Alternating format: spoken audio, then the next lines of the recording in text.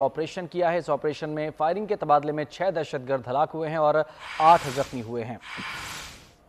ISPR के मुताबिक मारे गए दहशतगर्दों से असलहा और गोला बारूद भी बरामद हुआ है। हलाक दहशतगर्द तकरीबकारी और शहरियों की टारगेट किलिंग में मुलव्विस थे।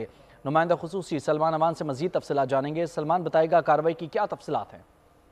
जी बिल्कुल, पाकिस्तान के इलाके मीर अली के अंदर ये इंटेलिजेंस बेस्ड ऑपरेशन किया गया है। सिक्योरिटी फोर्सेस को यहाँ पर दहशतगर्दों की मौजूदगी की इत्तलात मिली थी, जिसके बाद ये कार्रवाई की गई और ISPR की जानिब से बताया गया है कि ऑपरेशन के दौरान दोनों जानिब से शदीद फायरिंग का तबादला हुआ। सिक्योरिटी फोर्सेस ने दहशतगर्दों को मुंह तोड़ जवाब दिया, जिसके नतीजे में 6 दहशतगर्दों को जहन्नुम वासिल किया गया है, जबकि 8 दहशतगर्द इस कार्रवाई के नतीजे में जख्मी हुए हैं। और दहशतगर्दों के कब्जे से बड़ी मिकदार के अंदर भारी असलहा और जो दीगर वेपन्स हैं वो भी बरामद हुए। और ये दहशतगर्द न सिर्फ सिक्योरिटी फोर्सेस के खिलाफ दहशतगर्दी की कार्रवाइयों में मुलव्विस थे, बल्कि आम शहरी भी इनकी तखरीबकारी और दहशतगर्दी का निशाना बनते थे। इस कार्रवाई के दौरान पाक फौज के सिपाही अब्दुल हकीम शहीद हुए हैं। दहशतगर्दों के खिलाफ बड़ी बेजिगरी से लड़ते हुए उन्होंने जामे शहादत नोश किया है।